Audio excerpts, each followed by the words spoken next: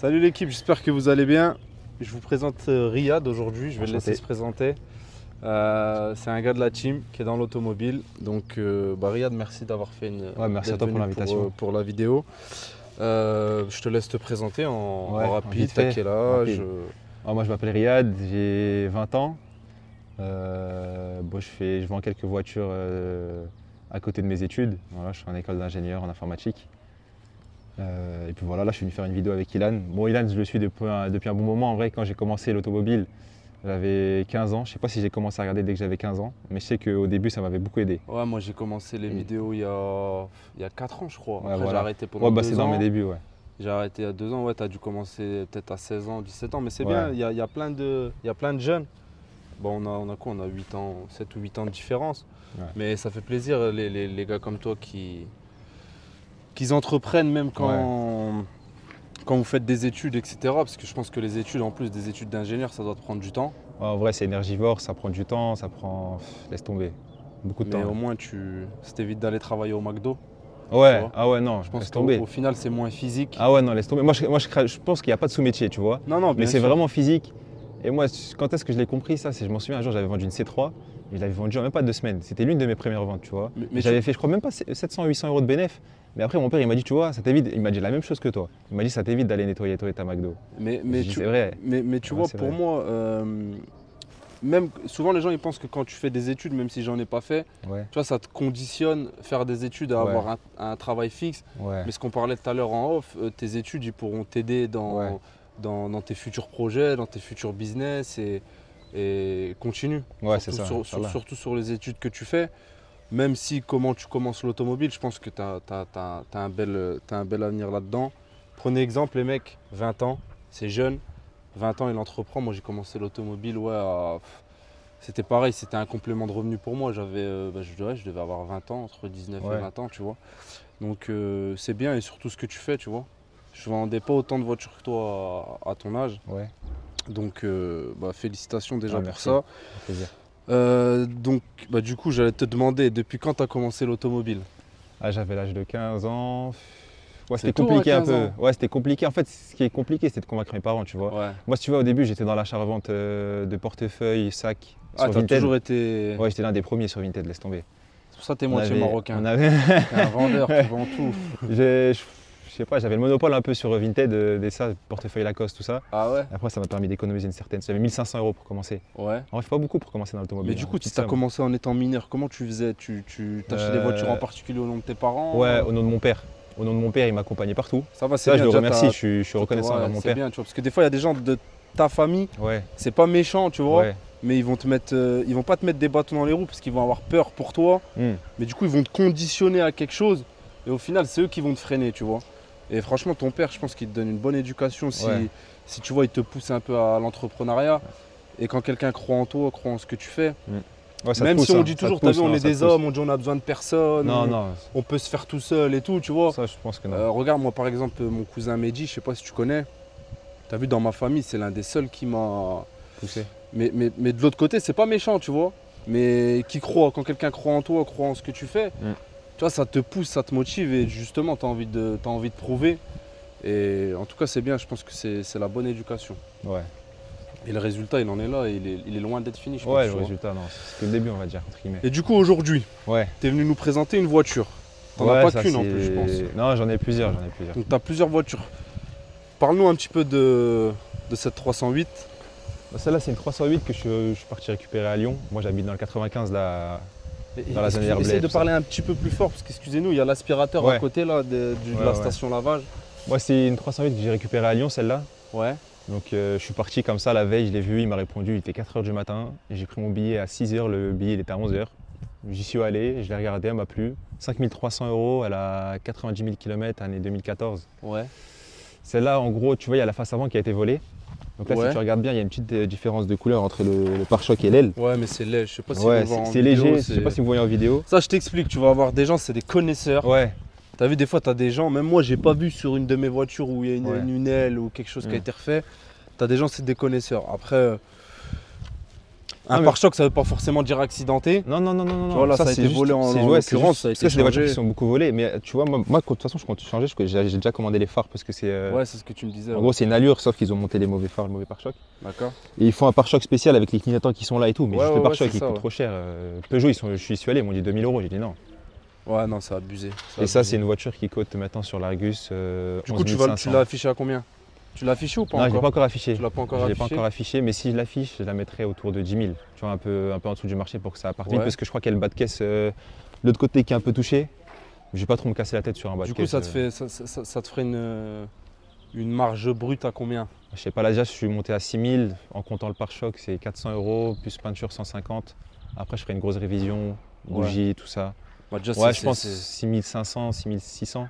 Ouais. Je la revendrai, je la laisse partir, je pense 9 700, 9 000. Ouais, tu l'affiches à 9 990 en dessous des 10. Ouais, voilà. Il y a une petite négo parce que voilà, souvent les gens veulent négocier. Ouais, c'est ça. Mais c'est une belle marge. Ouais, c'est une belle marge. Après, ça, c'est des moteurs, c'est d'un litre 6. Et du coup, tu l'as trouvé où celle-là?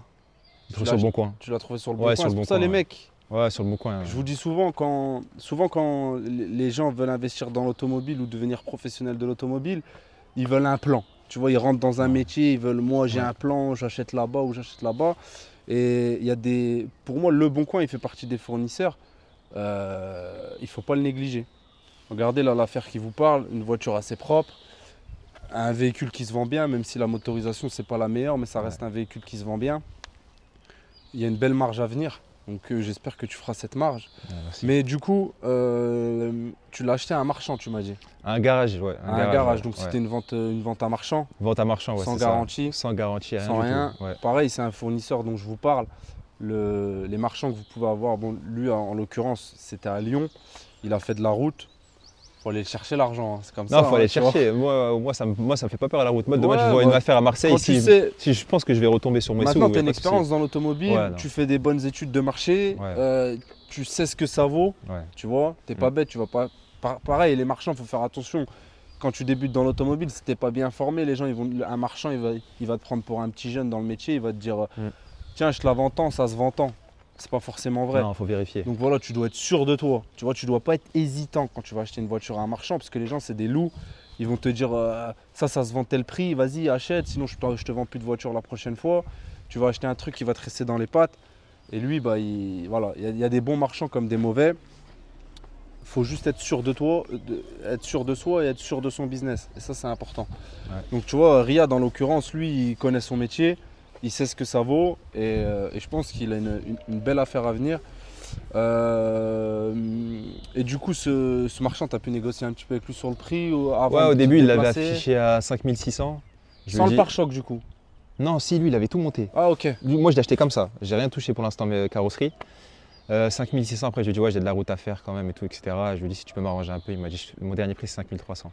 Moi, j'y suis allé. Okay. Je t'ai dit, moi, j'avais pas dormi de la nuit, je faisais que de chercher parce que j'avais vendu, pareil, une 5 minutes, la même que celle-là. Ouais. Moi, je sais pas si vraiment sur la. Moi, j'arrive pas à la vendre celle-là. Ouais, t'arrives pas? Moi, j'ai galéré. Hein. Moi, c'était une année 2000, c'était les phases 1, 2011, je crois. Boîte auto, 120 000 km, 1,6 litre 112. HDI. Hein. Bah, c'est une essence, celle-là. Le problème, des fois, des familiales, tu vois, les essences. Surtout si c'est un THP, familial, ça fait galère. C'est compliqué. Ouais. Du coup, aujourd'hui, c'est dans l'automobile. Ouais. Tu es plus particulier. Ouais, parce que tu vends pas mal de voitures. À ton échelle, du coup, tu es auto-entrepreneur. Ouais, c'est ça, exactement. Ok. Moi, ce que je conseille en vrai, c'est de commencer en particulier. Je pense que tout le monde va vous conseiller ça. Ouais, mais après, tu es vite limité parce que je crois qu'il y a 5 ou 6 cartes grises par an. Déjà, mais même au-delà de ça, tu es limité par. Tu sais, vendre des voitures, c'est tout un conditionnement pour moi. Tu vois, moi, je vois la différence quand je vendais dans un bureau et quand je vends avec une page Google, avec un site internet, avec des avis. Tu vas attirer une clientèle différente. Des fois, il y a des gens qui vont nous dire bah, vous nous avez trouvé comment? Tu vois, moi, j'aime bien demander aux gens. Bah, je vous ai trouvé sur internet, ils ne nous ont pas forcément trouvé sur le Bon Coin.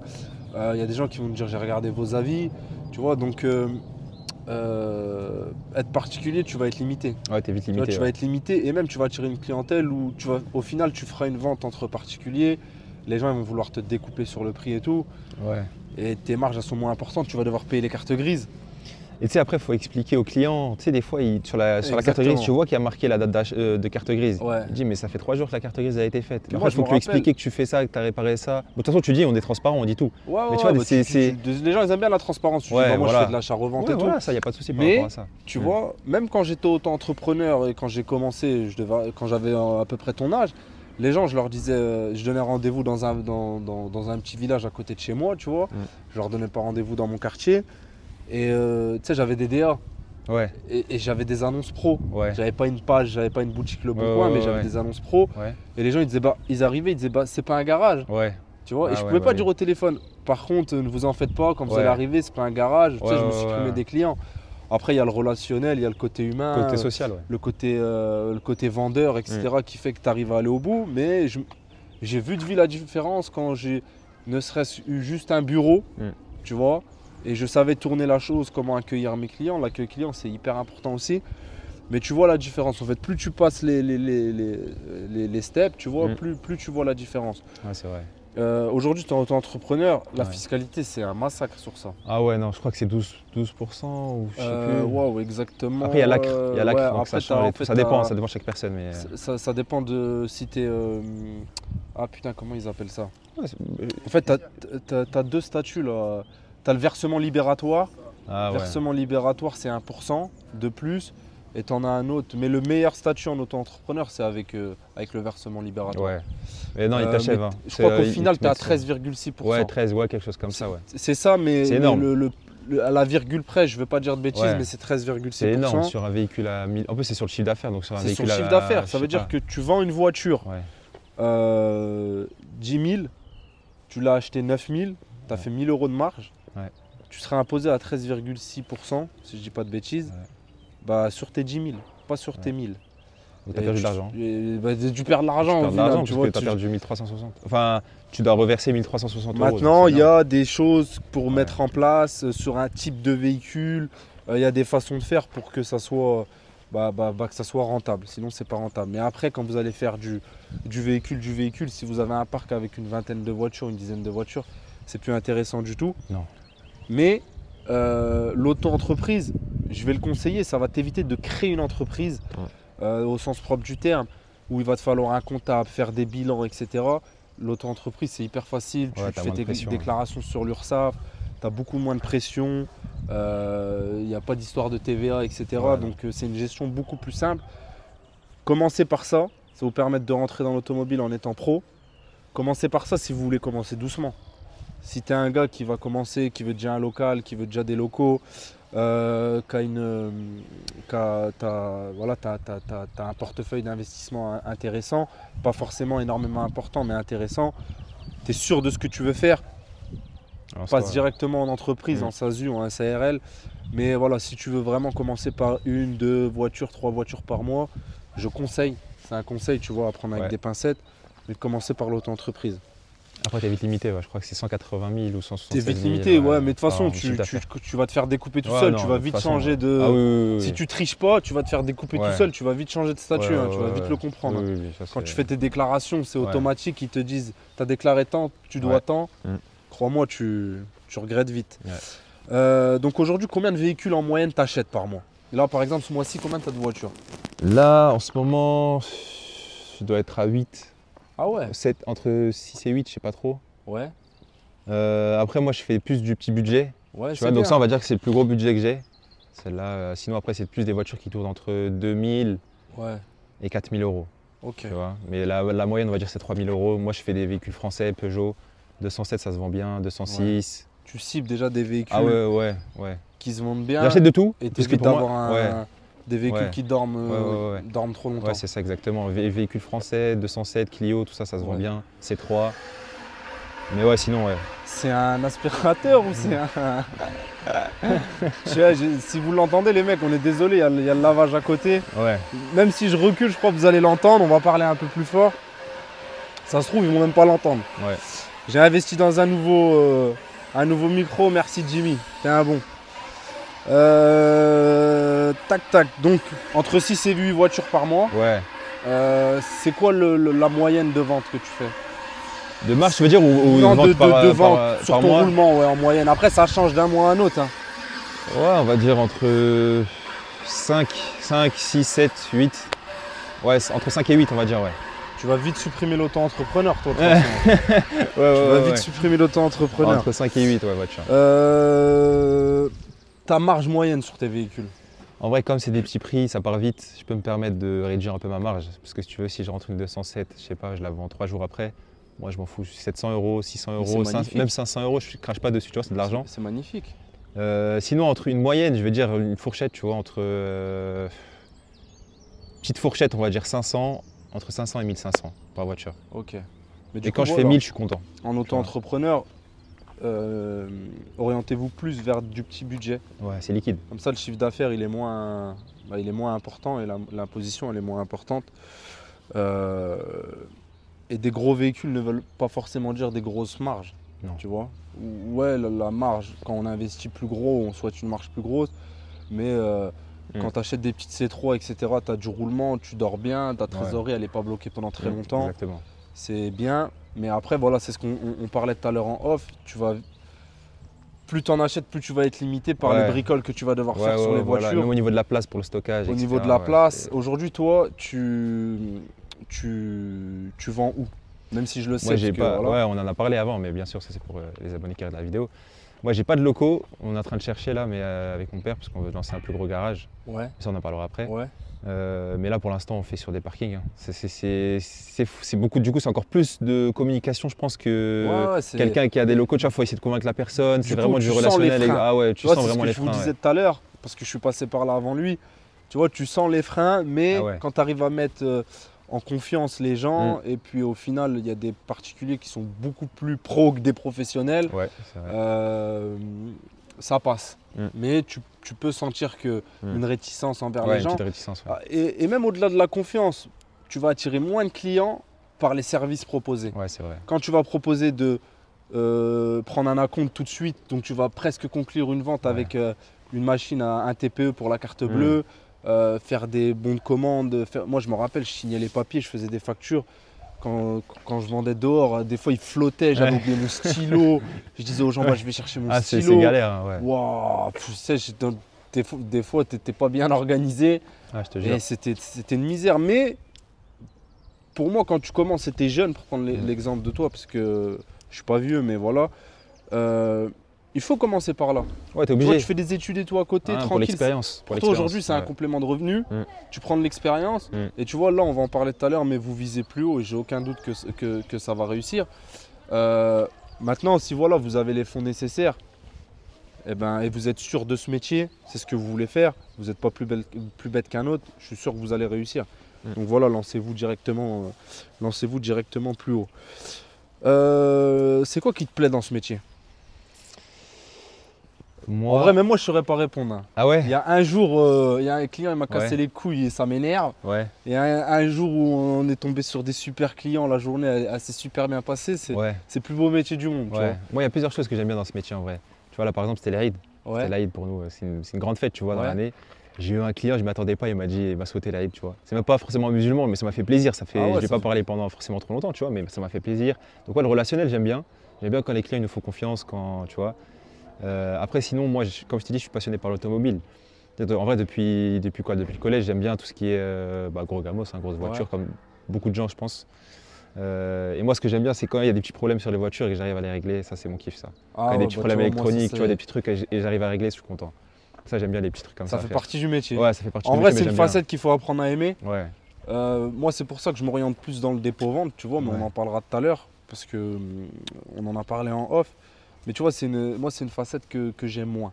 Et pour moi, tu l'apprécies quand tu travailles d'une manière différente, mais on en parlera tout à l'heure. Pour moi, vraiment, la passion, plus tu es passionné, je pense, dans l'automobile, plus tu seras en capacité de réussir. De toute façon, il faut tout faire avec passion. Après, pour moi, mais ça n'engage que moi, tu vois, je kiffe entreprendre. Ouais. J'ai entrepris assez tôt dans l'automobile, dans l'immobilier aussi, mais tu vois, je ne suis pas forcément un fan de voiture, tu vois. Comme tout le monde, j'ai la voiture de mes rêves, J'ai des voitures que j'apprécie plus que d'autres. Mais tu vois, je suis pas forcément un mordu de bagnole. Tu es plus un businessman, on va dire. Tu fais ça plus vraiment pour le côté. Ouais, j'aime bien le développement mais j'aime l'automobile. Ouais. J'aime les caisses, j'aime tout ça, mais je suis plus passionné par le sport. Ouais. Ah ouais, c'est bien. Que par un certain sport que par l'automobile. Tu vois ce que je veux dire? Mais j'aime l'automobile. Alors le mot passion, pour moi, c'est un mot qui est grand, tu vois. Ouais, c'est un grand mot. Hein. Mais je kiffe mon taf. Ouais, tu kiffes. Tu vois, je kiffe mon taf. Je me réveille, je suis content. Sauf quand je me réveille avec un client qui me dit c'est pour bonjour, je viendrai pas au rendez-vous. On en parle. T'as vu le mec de la gare là tout à l'heure là? Romain, il a dit que j'étais un bâtard.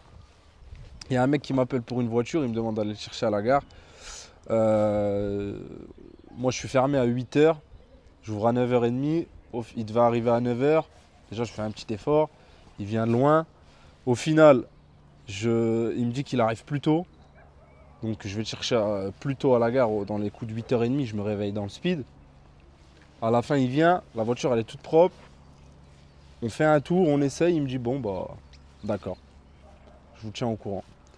Moi, je ne l'ai pas redéposé à la gare. Un, parce que j'avais du boulot. Non, sérieux, dites la vérité, est-ce que je suis un bâtard ou pas? Un, j'ai du boulot. Ouais, et deux, sinon je m'arrête plus. Ah, t'as pas que ça à faire. Je viens te chercher si on va conclure. Sauf si tu arrives et la voiture elle correspond pas à ce que tu voulais. Mais sinon l'autre il me dit je suis en cours, je peux pas me déplacer, venez me chercher, après il faut que je le redépose. On s'en sort plus, j'avais le seum un peu. Voilà, c'est la vérité. Fallait le déposer toi Romain. T'as vu, je fais trop de parenthèses. Vu, je t'ai dit tout à l'heure, je fais des parenthèses. C'est bien pour monter l'envers du décor aux abonnés. C'est pas tes bras qui tiennent le téléphone. Hein? T'es balèze de toute façon. C'est quoi les points négatifs pour toi dans ce métier? Des points qui t'énervent. T'as vu, il y a des jours, casse les couilles ce métier, tu vois.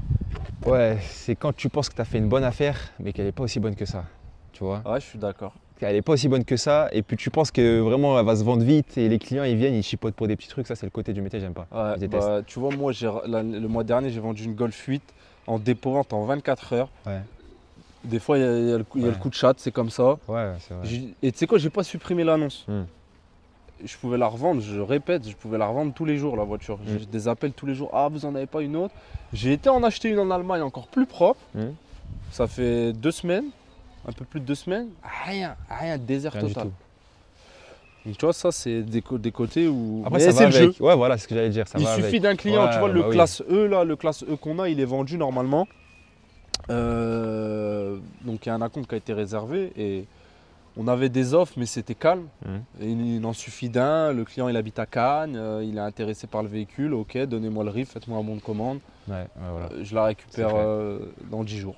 Tu vois, ça c'est beau. C'est bien, ouais. C'est comme Romain qui va aller livrer un Porsche Cayenne à Marseille, il va se faire séquestrer.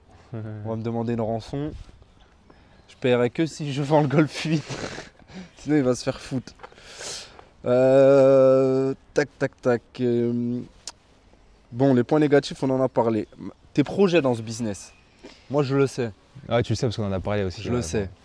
Moi, mais motive un peu les gens. Ouais, en vrai, l'automobile c'est motivant parce qu'on peut vite avancer, tu vois. Ouais. C'est un truc, tu peux vite te développer, etc. C'est un vivier inépuisable. Ouais, les gens, je crois que c'est le deuxième fonds de dépenses des Français, tu vois. Le premier, je pense, c'est l'immobilier. Après, le deuxième, je crois que c'est les voitures. Et le troisième, c'est les courses, tu vois, les courses pour le truc. Peut-être je me trompe, je dis des bêtises. En fait, c'est un truc où tu as besoin de rouler aujourd'hui. Il y a de l'argent dedans. Même s'il y a du transport et tout, il y a des gens qui tombent en panne tous les jours. Il y a des nouvelles personnes qui ont le permis tous les jours. Tu le vois, quand on était petit ou même les plus anciens, il y avait moins de voitures dans les parkings. Aujourd'hui, dans les familles, tous les enfants, ils ont une voiture et tout. À l'époque, les gens, ils avaient une voiture par famille. Pour 5. Il faut des voitures pour tout le monde. Et puis voilà. Et moi, je trouve que tu vois, c'est pas un secteur où la concurrence, ça te porte vraiment préjudice. Non, même pas, parce qu'aujourd'hui, tout se fait sur Internet. Exactement, tout se fait sur Internet. Et tu peux avoir un voisin qui est dans l'automobile, qui a un garage. Bah, toi, tu as un C3 avec 100 000 km, j'ai une connerie, à 4 000 €. Et lui aussi, il a un C3, mais d'un budget différent, avec plus de kilomètres et moins cher. Et il y en a vraiment pour tout le monde. Ton voisin garagiste à côté, il n'aura pas exactement les mêmes voitures que toi, au même prix que toi. C'est mathématiquement impossible. De toute façon, c'est vraiment Internet. C'est Internet. Les gens, ils ne savent pas forcément que tu vois, vous êtes à côté, tout ça. Avant, c'était le garage du coin. Les gens, ils avaient le garage dans la ville. Je crois qu'on ne l'a même pas connu cette période, tu vois. On était petits, mais Mais les gens, il y avait le garage du coin, ils allaient dans la ville et voilà, c'était ce garage-là où on achetait les voitures. Maintenant, les gens, ils vont tous sur le Bon Coin, sur l'Argus, sur la Centrale, et puis ils achètent une voiture. Après, il y a le bouche à oreille, etc. Mais ça, c'est autre chose. Mais sinon, mon projet, pour y revenir rapidement, c'est ouvrir avec mon père, tu vois. Parce que mon père, il m'aide un peu quand même, tu vois, pour aller chercher les voitures. Des fois, comme je suis tout seul, on part à 2 voitures. J'ai pas de dépanneuse, tu vois. J'essaie d'en acheter une, mais bon, c'est galère, faut trouver, ça coûte cher. Mais c'est ouvrir un garage mécanique et vente, donc avec 2 ponts, 2 mécaniciens et puis après une petite quarantaine de voitures. Magnifique, je te le souhaite et je pense que et vous avez la place, vous aurez assez de place, tu m'as dit tout à l'heure 40. Ouais, on 400 essaye mètres carrés, je crois. 400 mètres d'entrepôt, non 300 mètres d'entrepôt, enfin tu vois, de local. Ouais. Et après un espace extérieur 400 mètres carrés. Ouais. Donc au total entre 600 et 750 mètres carrés. Et ben, en plus c'est bien, vous faites ça en famille, vous bossez en famille. Ouais, mon père aussi, il m'aide beaucoup. Et du coup c'était à ça que je voulais en revenir tout à l'heure. Tu vois, je pense que ça c'est une très bonne méthode parce qu'en fait tu vas vite être limité. Quand tu n'as pas de mécanicien, tu vas avoir et que tu as beaucoup de voitures, c'est impossible à gérer les gars. Parce que les voitures, il y a des surprises. Tu vas devoir réparer, tu vas devoir faire de la mécanique. C'est toujours pas conforme au descriptif des fois quand tu fais les enchères et tout. Même quand tu as essayé une voiture, etc., tu as souvent des surprises. Ouais, souvent. Et le problème, c'est que si tu n'as pas de mécano, tu dois aller ramener tes voitures chez un mécanicien. Au final, ça te coûte cher. Ça te fait perdre énormément de temps. Tu vois, tout à l'heure, tu m'as dit ton mécanicien, il était à Saint-Denis. Ouais, il est à Saint-Denis, je mets 30 minutes aller, 30 minutes de retour, sans bouchon. Hein. Pas forcément sûr qu'il va pouvoir te la faire à ce moment-là ou trouver la panne à ce moment-là. Et c'est une galère absolue. Et pour moi, c'est une très bonne manière de travailler dans l'automobile. Ouais, quand tu as beaucoup de voitures, c'est même pas c'est mieux, tu n'as pas le choix. Tu n'as pas le choix en fait. Et moi, c'est ce que je devais faire parce que j'ai vite été limité par le fait que j'avais pas de mécanicien. Mais j'avais du mal à trouver des locaux où c'est très compliqué. En Ile-de-France surtout, là il y a tout si qui est tu pris, rachètes pas un bail, tu rachètes pas un fonds de commerce, une entreprise, maintenant c'est voilà, sauf compliqué. En province et tout. Et tu vois, moi j'habite pas en Ile-de-France, hein, mais c'est impossible chez nous. Après nous on y a pensé. On y a pensé aussi avec mon père, c'est louer des terrains comme ça. Par exemple, imagine qu'il n'y avait pas d'entrepôt. Et maintenant, tu as des entrepôts en kit qui sont, tu peux mettre 80 mètres carrés. 80 mètres carrés, en vrai, ça suffit pour mettre un pont mécanique. On a pensé à faire ça aussi.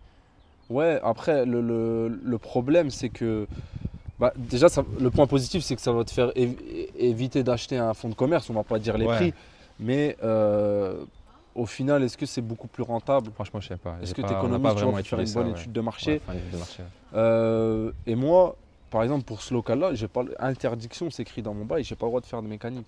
Donc après, moi j'aime bien la relation client, je me suis orienté vers le dépôt-vente. L'achat-vente que je fais, c'est de l'occasion neuve maintenant. Même si tu vois, ça me fait un peu chier parce que j'ai commencé avec les petits budgets et au jour d'aujourd'hui.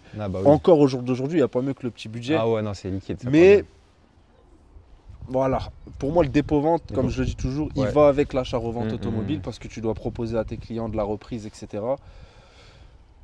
Pour moi, c'est la meilleure façon de travailler dans l'automobile. Mais il faut aimer ça. Il y a des gens qui ne vont pas aimer parce que voilà, c'est de la relation client, etc. Donc je ne regrette pas. Mais à la base, mon projet, il était comme le vôtre. Mais dans mon secteur, je ne pouvais pas aller non plus trop loin. Je ne trouvais pas d'entrepôt où j'avais l'autorisation de faire de la mécanique. Tu vois, j'ai failli m'éloigner vraiment loin. Mais après, j'ai fait des choix que je ne regrette pas. Mais voilà, si aujourd'hui vous achetez une quarantaine de voitures par mois, il vous faut absolument un mécanicien qui lui va s'occuper les mécanos vont s'occuper de la mécanique. Vous n'aurez pas besoin de vendre des garanties derrière, de sous-traiter les garanties. Non, pas forcément. Il y a un retour, vous dormez tranquille, il y a des mécaniciens qui ont un salaire. Ok, vous voyez avec l'atelier mécanique. Voilà. Il s'occupe de commander les pièces et c'est la meilleure façon de travailler dans l'automobile. Quand tu fais du volume. Ouais, mais question même pour l'entretien. Maintenant, tu sais, kit distribution, ça coûte 150 €, tu l'envoies, il le finit en une demi-heure. Tu vois, tu achètes juste le kit de distribution, ça fait partie de son salaire, qu'il en fait 1 ou 10 par mois, il a le même salaire, tu vois. Donc en tout cas, je te souhaite ça et j'espère qu'on fera d'autres vidéos ensemble. On fera une vidéo ensemble, on présentera ton garage et tout. Avec plaisir. Et tu vendras même des voitures à marchand. Ouais, on fera ça, ouais. Tac. Ah, j'avais sauté une question. Ouais. C'est quoi, 2 questions. Ouais. C'est quoi ta pire galère dans l'achat-revente? Ma pire galère, c'était une 308, la même phase que celle-là. Ouais, il va me porter la guine. Non, t'inquiète pas, c'était au niveau, c'est moi, si j'ai fait une erreur. Ça m'a permis d'apprendre, tu vois. Mais en gros, c'est que des fois, ça m'a appris que dans l'automobile, il ne faut pas faire confiance à tout le monde. Tu vois, même s'il y a des personnes, ça se voit sur le visage, qui sont bons, ils sont gentils, ils rigolent avec toi, mais ils ne vont pas hésiter, dès qu'il y a un petit truc, une petite occasion, il y en a, ils ne ratent pas l'occasion, tu vois. Donc c'était une 308 T7, donc ce modèle-là, phase 2. Bon, elle était propre, on l'avait vendue, je crois, 5 000 €. Ok. Je l'ai vendu 5 000 € et le mec il me dit ouais bon voilà, on a parlé avec lui, tu vois. Faut se méfier aussi des gens qui sortent trop souvent la religion. Ça faut s'en méfier quelquefois. Ça c'est bon. Et donc il fait le virement devant moi, tu vois, et puis après on le laisse partir avec la voiture. Ça c'est l'erreur à pas faire, jamais faire ça. Moi maintenant je laisse partir les voitures une fois que j'ai reçu l'argent, pas avant. Même pas 10 minutes avant, il me dit non je sais pas, je fais le virement instantané, ça tu vas recevoir dans 10 minutes, non. J'attends de voir que j'ai reçu les fonds et ensuite je laisse partir avec la voiture. Ah bien sûr. Ouais. Pourquoi? Parce que là par exemple, je sais pas comment il a fait, parce que le virement il l'a fait devant moi, j'ai tout vérifié. L'argent il n'est pas venu 3 jours après. J'ai regardé, je me dis attends c'est pas normal. Et en fait il a fait un virement sur son compte d'épargne à lui, tu vois. Mais moi je sais pas comment j'ai pas compris ça. On lui a dit bah écoute, faut payer, attends t'as fait une erreur, mais nous on a besoin de l'argent, j'ai besoin de l'argent, tu vois. Et il me dit bah non, je sais pas, il m'envoie un problème sur la voiture, vis caché, tout ça. Je lui dis bah ramène-moi la voiture, soit je te la répare, soit je te la rembourse. Je te redonne ton argent, parce qu'il m'avait donné 1500 espèces. Juste, je te redonne ton argent et puis après, tu pars. Si c'est un vice caché, moi, il n'y a pas de souci, tu vois, je m'en fous. Je ne suis pas à 3 000, 5 000 € près pour une voiture. Je veux pas de problème, on veut pas de problème, tu vois. Et le mec, il dit non. Donc après, je lui dis, mais comment on fait maintenant? Il me dit, bah fais ce que tu as à faire. Et là, c'est le problème parce que il me dit, fais ce que tu as à faire. Sauf que dans l'automobile, il faut savoir, moi, j'ai pas envie de déposer des plaintes, j'ai pas envie, ça prend du temps, ça prend 2 ans. Et j'en parle avec mon père, il me dit, attends. À ce moment-là, on était encore en particulier. Ouais. J'étais mineur, moi. Et j'étais encore en particulier, c'est-à-dire que je faisais aux voitures de mon père et on avait une protection juridique. Ouais. Ça, c'est un abonnement. Tu payes 7 € par mois et ça, j'allais le conseiller. Prenez-la, c'est important. Moi, je l'ai pris quand des clients, ils m'envoyaient les protections. Ils m'envoyaient des protections juridiques. Ah ouais, non. Moi aussi, j'en ai pris une à la fin. Donc du coup, on avait une protection juridique, 7 € par mois en particulier. Et ça t'aide pour tout. Tous tes trucs au quotidien. Tu sais, ils te payent soit des juristes, soit des avocats et tout. Ça, ouais. Donc on avait pris un avocat. Aussi, tu vois. On avait pris un avocat parce que laisse tomber les plaintes au commissariat, ça prend 2 ans et après, c'est classé sans suite. Donc là, on a pris l'avocat, il a contacté son avocat à lui. Et il ne voulait pas, on est resté en négociation pendant 2 mois. Et puis après, notre avocate, elle nous a dit on va contacter un huissier de justice. Okay. Donc l'huissier, il est parti toquer chez lui. Après, tu vois, moi, j'aime pas les situations comme ça. Peut-être qu'il est parti toquer, il y avait sa famille, peut-être qu'il y avait sa femme. Mais après, c'est mon dû, tu vois, je suis obligé, c'est mon argent. T'es dans ton hack, comme on dit. Voilà, on dit, c'est dans ton hack. Pas de... t'es obligé. Donc il a reçu le petit toc-toc de l'huissier. Les gens, ils sont mauvais, il faut être mauvais. T'as vu? Ouais, voilà, c'est ça. Moi, je suis de cette école-là, tu vois, il faut rendre un coup pour un coup. Il faut même éviter de le prendre en premier, tu vois. Donc, mais après, il a payé 24 heures après. 24 heures après, j'avais l'argent sur le compte. Ouais, mais t'as vu les gens, c'est ça en fait le problème. Si t'es pas méchant avec les gens méchants, il faut être méchant avec eux. Sinon, sinon tu te fais bouffer, c'est malheureux. Mais ça reste une expérience. Ouais, je ne referai plus cette erreur. T'as de la chance, t'as commencé tôt. Du coup, t'as appris cette expérience en étant mineur et tu te la reprendras plus alors. Ah non, impossible. Et sur le point positif, on va finir sur ça. C'est quoi ton plus gros bénéfice que tu as fait sur une voiture? Ta meilleure affaire? En vrai, pour moi, meilleure affaire, c'est pas forcément, le bénéfice, mais ce que là, vraiment, j'ai été content. Je t'ai dit, moi, j'étais au lycée, j'étais, je crois, en début terminale, j'étais encore mineur, tu vois. J'avais acheté une 207 la veille, j'étais parti la chercher avec mon père, c'était loin, on avait pris le TGV, tout ça. Et en gros, le mec, il pensait qu'il avait un problème d'huile, de consommation d'huile, sauf que c'est le VTI. Et le VTI, bah, comme tu sais, il consomme de l'huile, tu vois. Donc nous, on est parti l'emmener contrôler, on fait contrôler toutes nos voitures. Et le mec, il nous dit, bah non, c'est juste une consommation normale, sauf que le mec, il pensait qu'il y avait un problème sur sa voiture. Nous, on voulait l'acheter avec le problème, tu vois. Donc on l'a acheté, je crois, c'était une 207, elle avait 130 000 km, c'était les phases 2, je crois, année 2012, un truc comme ça. Je l'avais payé 2 000 € en moins de, même pas 24 heures, je crois 12 heures. On l'avait vendu 4 500 €. 4 500 €. 4 300, je sais plus. Ouais, j'étais content. Magnifique. Ouais, j'étais content. Mais tu dors bien. Ah, je dormais bien. Je crois que t'es Pablo Escobar de l'automobile. Ah ouais, de ouf. Tu te dis. Mais moi, ça me faisait ça. Je faisais ça. Après, je rachetais un lot. Je me prenais une. Ah ouais, parce qu'en fait, quand tu dis ça, tu prends la confiance et tu dis si j'en fais une par jour, je suis trop bien. Mais tu peux pas en faire une par jour comme ça. Tu prends 2500 €, laisse tomber. Bah écoute, merci Riyad pour cette vidéo. Les gars, vraiment prenez exemple. Je te souhaite que du bon. On reste en contact. Je vais te donner ma formation. Et si tu as besoin même d'accompagnement personnalisé, frérot, c'est de bon cœur, c'est gratuit. Merci, ça me fait plaisir. Tu as un problème fiscal, tu as besoin de quelque chose, n'hésite pas, tu poses tes questions. Même si un jour tu as besoin de. Tiens, c'est cadeau ça. Si un jour tu as besoin de vendre une voiture, pour l'instant, tu vends dehors. Tu veux prendre rendez-vous avec un client ici, tu viens même ici. Ouais, tu dis juste c'est ton entreprise. Tu, vois, tu dis que tu loues. Non, en vrai, tu loues, mais avec grand plaisir, tu vois, si je peux t'aider comme ça. Ouais, pas de souci. Merci frérot. Et puis j'espère que je vous le représenterai. Je suis en panique sa race parce que mon micro, je me suis porté encore la guine, il clignote en rouge. Est-ce que ça veut dire la batterie peut-être? Est-ce que ça veut dire qu'il n'y a plus de batterie mort ou ça veut dire j'ai chargé toute la nuit hein. Ouais, on verra. Coupe vite. Vas-y les mecs. Au revoir.